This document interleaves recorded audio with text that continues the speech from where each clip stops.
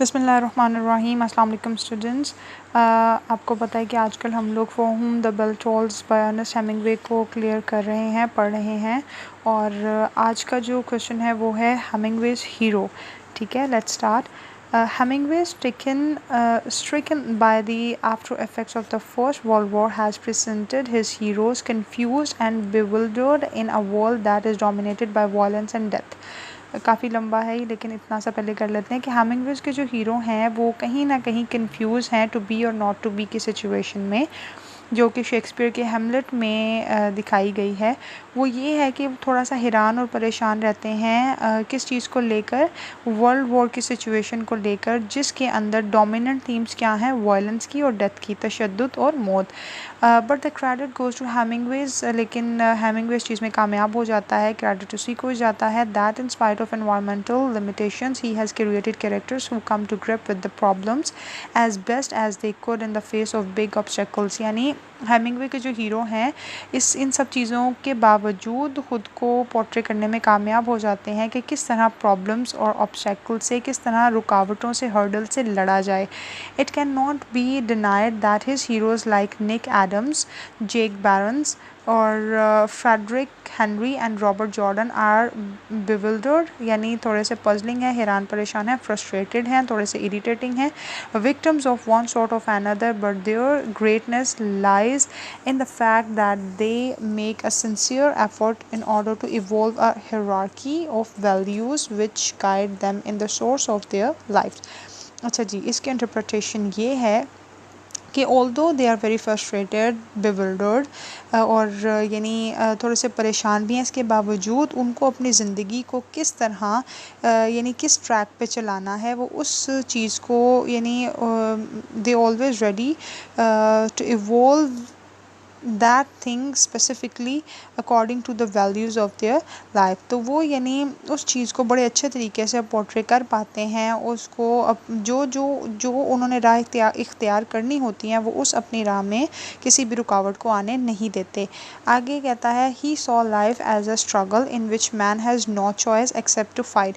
यानी उनके नज़दीक इसके जो हेमिंगवे के जो हीरो हैं उनके नज़दीक ज़िंदगी ऐसी है कि भाई लड़ना ही है और कोई आपके पास यानी ज़िंदगी जो है वो स्ट्रगल करने का ही नाम है। कोई भी आपके पास चॉइस नहीं है एक्सेप्ट कि आप उस चीज़ को फॉलो करो और लड़ते रहो। Physically weak and deformed, never shrink themselves from duty and distant task, even if they are loser yet they are undefeated। बड़ी प्यारी लाइन है ये भी कि वो यानी अगर हार भी जाए ना तो फिर भी वो हारते नहीं हैं, क्योंकि वो अपना टास्क जो है वो पूरा कर जाते हैं। यहाँ बात ये आई है कि रॉबर्ट जॉर्डन की एंड पे मौत हो जाती है ना, बेशक वो ये मर तो जाता है लेकिन अपना काम पूरा करके मरता है, ठीक है, तो वो हार कर भी हारता नहीं है।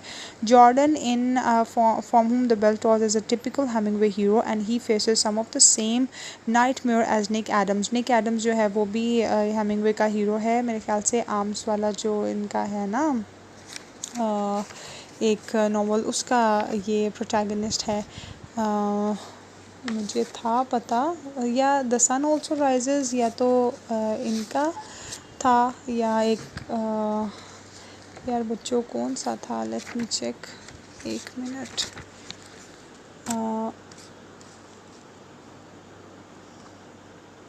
अ फेयरवेल ऑफ आर्म्स मेरे ख्याल से ये था।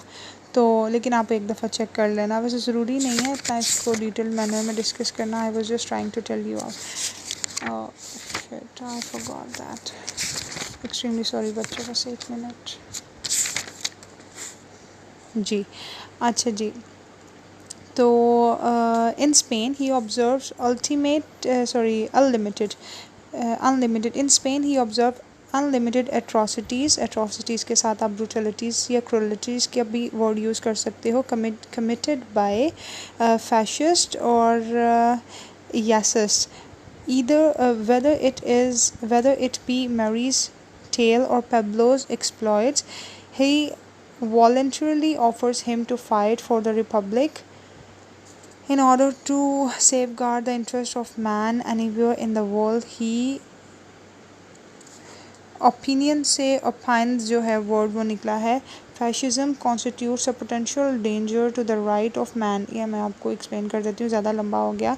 कि यानी स्पेन में दो तरह की जमातें हैं ना जिनके अंदर ये जंग लड़ी जा रही है। एक रिपब्लिकन्स हैं, दूसरी साइड पे फैशिस्ट हैं। रिपब्लिकन्स क्या होते हैं बच्चे, वो एक यानी ऐसी जमात है जो माइनॉरिटी में आ जाती है, जो कि अपने मज़हब की तरफ इंक्लाइन है, जो कि थोड़ी सी यानी गरीब गुरबा कह लो, थोड़ी सी मिडिल क्लास है। जबकि दूसरी तरफ जो फैशिस्ट हैं वो एक्सट्रीमिस्ट भी हैं और वो डोमिनेट कर रहे हैं रिपब्लिकन्स के ऊपर। उनके पास अच्छा असला भी है और उनको सपोर्ट भी है ऐसे लोगों की जो कि अमीर हैं। तो यानी वो रॉबर्ट जॉर्डन जो है वो रिपब्लिकन्स को यानी उनको सेव करने की कोशिश कर रहा है। ठीक है। Fascist constitutes a potential danger to the right of man. अब जो फैशिस्ट है ना, उनका जो अलमिया है वो क्या है, ख़तरात लाहक करना, यानी जो लोगों के जो राइट्स हैं ना उनको ना मिलें। क्योंकि ये मोसोलिनी जो था, इटली का जो था, ये नाज़िज़्म आपने पढ़ा है ना, तो ये दोनों एक्सट्रीमिस्ट थे, हिटलर भी और मोसोलिनी भी। तो ये जो फैशिज़्म है ना, ये जो फैशिस्ट हैं ये उसकी पार्टी के लोग हैं। So he does not mind laying down his life for the republic. तो वो अपनी ज़िंदगी को भी दाव पे लगाने के लिए जो है तैयार हो जाता है रिपब्लिकन्स के लिए। But he is not sure of his commitment. लेकिन वो श्योर नहीं है कि वो रिपब्लिकन्स के लिए जो कर रहा है वो भी ठीक है या नहीं है, वो यानी है क्या, वो इस बारे में कंफ्यूज है। इस चीज़ की वजह से बहुत से क्रिटिक्स ने इसको मॉक भी किया है, सटायर भी किया है और क्रिटिसाइज़ भी किया है। जी, ये सारे वर्ड आप यूज़ कर सकते हो। He is perhaps still trying to justify his choice. वो फिर भी यानी अपने आप को जस्टिफाई करता रहता है कि मैं ठीक हूँ नहीं हूँ, यानी अपने आप को समझाता रहता है।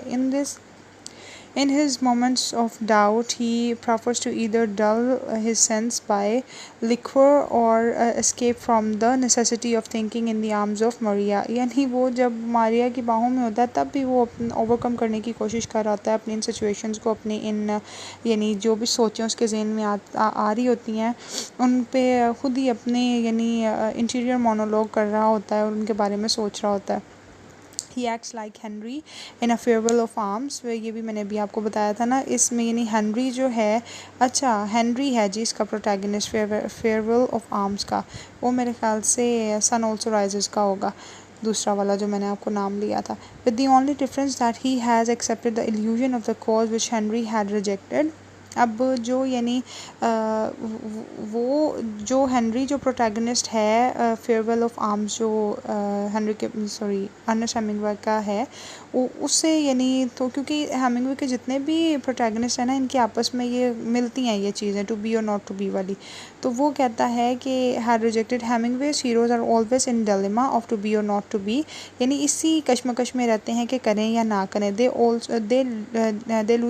Loss everything they possess, expect their courage। Jordan loses his vital equipments due to the trickery of Pablo। Dynamite लेकर चला जाता है ना, तो इसके बावजूद जो है वो अपने मिशन की तरफ पूरा रहता है, यानी कॉन्फिडेंट रहता है कि उसको ये करना ही करना है। जबकि पेब्लो भी ख़यानत कर जाता है, यानी दिखा जाता है अपनी औकात।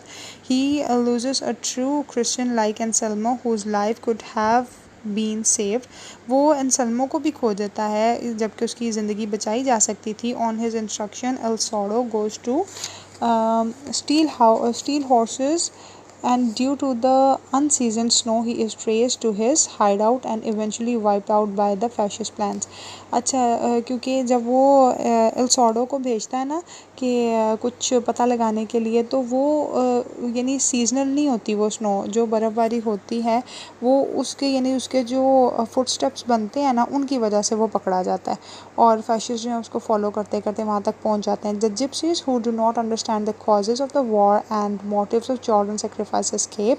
Jordan also is eventually motives of Jordan sacrifice eventually overtaken by death and he lies on the floor of the forest waiting for his death। यहाँ मैं आपको बताती थी जिप्सीज क्या होते हैं। जिप्सीज बच्चों यानी ये जिस तरह मुहाजिरीन होते हैं ना, दूसरी जगहों से आकर किसी जगह पर ठहराव करने वाले ट्रैवलर्स जो होते हैं, जिनको यानी कहा जाता है कि भाई एक जगह से दूसरी जगह जाने वाले लोग, तो ये वो लोग थे। कुछ जिप्सीज जो थे इजिप्ट के थे, कुछ जो थे वो नॉर्दर्न पंजाब के थे, कुछ इंडियंस भी थे। यानी ये मिली जुली कौमें थी जो कि आके वहाँ बसी हुई थी, तो इनको जिप्सीज का नाम दिया जाता था। ये भी दिखाया गया कि इनको भी नहीं पता कि क्या हो रहा है, क्यों हो रहा है और नहीं होना चाहिए।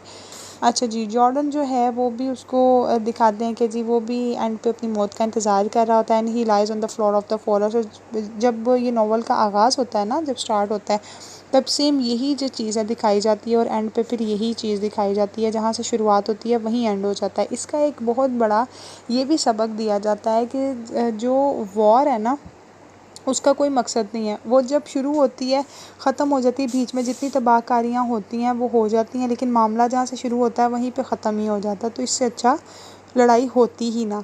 ये भी एक यानी इस टेक्निक का ये भी एक मकसद होता है। अच्छा जी, all things bloodshed is futile for the fascists have learned to the attack and they have made the necessary preparation to meet the attack। यानी फैशिस्ट को पता चल जाता है कि जनरल गॉल्स ने जो ऑर्डर दिया हुआ है ब्रिज को उड़ाने का, और वो उसको रोकने के लिए भी पूरा खुद को प्रिपेयर कर लेते हैं। He dies for the noblest cause and accomplishment of his duty. वो अपने एक अजीम मौत मरता है और अपने जो उसने यानी उसकी जो ड्यूटी होती है उसको पूरा मुकम्मल करने के लिए अपनी जान गंवा बैठता है। Thus Hemingway supplies the hero enough courage and resolution to enable him to stand until the end। यानी उसका जो मकसद होता है वो उसको पूरा करने के लिए एंड तक जो है वो तगोदो करता रहता है। He tries to handle any consequences with his best skill in order to fulfill his mission successfully।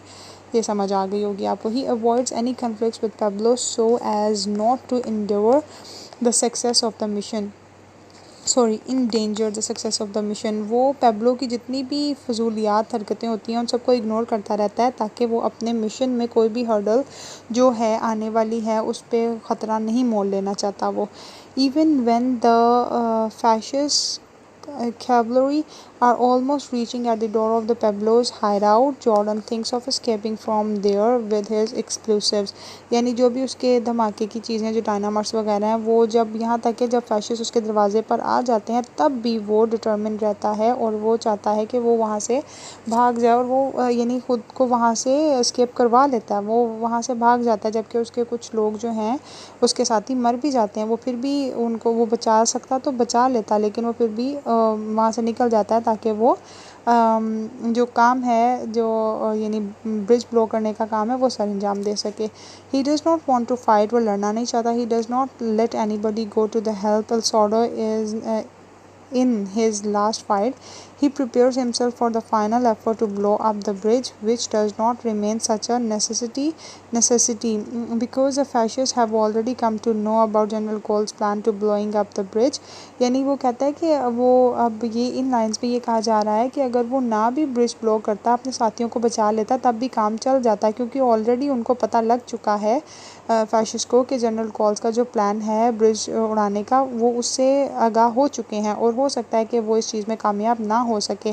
But Jordan does it out to false sense of duty of the republic. लेकिन वो जो है इसको यानी नहीं मानता इस बात को, और रिपब्लिकन्स के लिए जो वो करना चाहता है वो करके रहेगा। Actions must lead to some results. वो कहता है कि जो भी एक्शन लिया जाए यानी उसको किसी ना किसी यानी एंड पे तो पहुंचना चाहिए ना, बीच में नहीं अटकना चाहिए। आपने अगर कुछ सोचा तो आप करके रहो, कोई ना कोई रिजल्ट ज़रूर निकलेगा।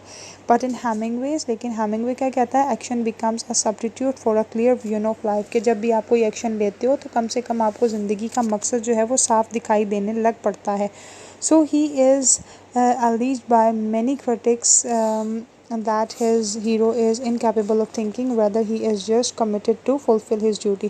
critics ने बहुत ज़्यादा मॉक भी किया, क्रिटिसाइज़ भी किया कि भाई सोच यानी एक लॉजिकल वे में सोचते नहीं है इसके हीरो, बल्कि वो उसी पपेट्स की तरह किसी एक काम जो उनको काम दिया जाता है उसको निभाने में लगे होते हैं। It is true that for whom the bell tolls, the concept of lost generation is suppressed by heroism and a sense of duty and commitment of human race, yet the final gloom is absolutely unrealistic reveal the human cause is lost forever on the Spanish foil। अब वो कहते हैं कि जो lost generation, जो यानी lost generation का मैंने आपको बताया कि ऐसे पोर्स जो कि वर्ल्ड वॉर से रिलेटेड लिखते हैं, यानी तबाहकारियाँ जो भी आती हैं, जो भी मेंटल डिसऑर्डर होता है, जो भी इमोशनल डिसऑर्डर होता है, जो भी साइकोलॉजिकल पॉइंट ऑफ व्यू से या फिज़िकल पॉइंट ऑफ व्यू से जो भी तबाहकारियाँ होती हैं, जो भी यानी परेशानियाँ हायल होती हैं, उनको लोगों को उन चीज़ों से आगाह करने के लिए लॉस्ट जनरेशन ने लिखा। लॉस्ट जनरेशन ऐसे राइटर्स हैं जो कि इन सब बातों के बारे में लिखते हैं ताकि लोगों को आगाह किया जाए कि जंग जो है महज तबाहकारी है, इसके अलावा कुछ भी नहीं। और लॉस्ट जनरेशन के जो राइटर हैं वो अमेरिकन राइटर्स होते हैं। दूसरी साइड पे जो इस तरह वर्ल्ड वॉर से रिलेटेड लिखते हैं, यानी ब्रिटिश राइटर्स जो हैं, उनको कहा जाता है वॉर पोइट्स या trench poets, TRENCH trench poets. ठीक है, लॉस्ट जनरेशन वाले जो हैं वो सिर्फ अमेरिकन पोइट्स होते हैं, यानी वो हैं जिनको बोला जाता है। अच्छा जी, we admit the fertility of the heroes action, यानी जो फजूलपन और बेकारपन दिखाया जाता है जो हीरो के एक्शन का, हम एडमिट करते हैं इस चीज़ को। क्योंकि टू बी और नॉट टू बी वाली सिचुएशन की वजह से। He dies not only for Spain, not only to save a girl Maria, वो सिर्फ अपने मकसद को पूरा करने के लिए मरता है, ना कि स्पेन के लिए, ना कि उस लड़की के लिए। ये यानी एक मॉक किया गया है। whom he loves, जिसे वो मोहब्बत करता है, but also for his own sake and his fulfillment of moral duty। यही बात यानी क्लियर हो गई यहाँ कि वो सिर्फ अपनी ड्यूटी को फुलफ़िल करने के लिए मरता है, ना कि स्पेन के लिए, ना ही रिपब्लिकन्स के लिए, ना ही अपनी महबूबा के लिए। Jordan knows that to live properly is impossible without going where you have to go and doing what you have to do। वो कहता है कि यानी इस चीज़ को पोर्ट्रे किया जाता है कि क्या किया जाए, कैसे किया जाए और कब किया जाए। So his only reward is two is the consciousness of duty done, यानी पूरे होशो हवास में रहते हुए अपनी ड्यूटी को जो है परफॉर्म करना। And again winners take nothing, बहुत खूबसूरत लाइन है। और बात वहीं आ जाती है कि कुछ पाकर भी आप अधूरे रह जाते हो। ठीक है, and again winner takes nothing.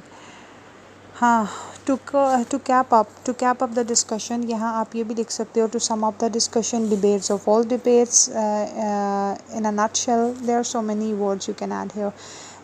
It seems Hemingway had found something to die for, and he seems to imply that if you found if क्या है भाई, if you die as Anselmo or Jordan died, then physical death means nothing। यानी वो कहता है कि अगर आप अंसेल्मो और जॉर्डन की तरह मरते हो तो इसका ये मतलब है कि फ़िज़िकल जो आपको डेथ आती है तो उसका कोई मकसद नहीं है। अगर आप कुछ करके मरो तो मरना तो फिर उसे कहते हैं ना। He believes one should ask death when one breathes last. वो कहता है कि उस चीज़ पे यकीन करता है कि किसी इंसान, जब कोई इंसान मरे ना, तो इस तरह मरे कि मौत की आंखों में आंखें डाल के, डेथ यानी वो आगे से अपनी मौत को पूछे कि death where is the sting, कि तुम्हारा डंक कहाँ है। यानी इसका ये मतलब है, लेकिन असल में ये ईडियम आप इसको यूज़ कर सकते हो। इसका ये मतलब है कि आप मौत की आंखों में आंखें डाल के पूछो, भाई सुना कैसी है। That's why the hero remains evergreen in the eyes of readers, though his victories are just moral one। यानी इस तरह के जो हीरो होते हैं जो ख़ुद तो मर जाते हैं लेकिन उनकी दास्तानें बाकी रह जाती हैं, तो मरा जाए तो फिर इस ढंग से मरा जाए। ठीक है बच्चों, hope you like this video. दोनों क्वेश्चन आज मैंने करवा दिए हैं आप लोगों को। इंशाल्लाह नेक्स्ट वीडियो में मैं आप लोगों को करवा दूँगी लॉस्ट जनरेशन, और उसके बाद हेमिंगवेज स्टाइल या टेक्निक्स। ये 2 क्वेश्चन रह गए हैं, फिर इंशाल्लाह we will move on to the next piece of art। I don't know it's drama or novel, The Crucible। इंशाल्लाह इन 2 को करने के बाद हम क्रूसिबल डिस्कस करेंगे। Thank you so much for watching बच्चों।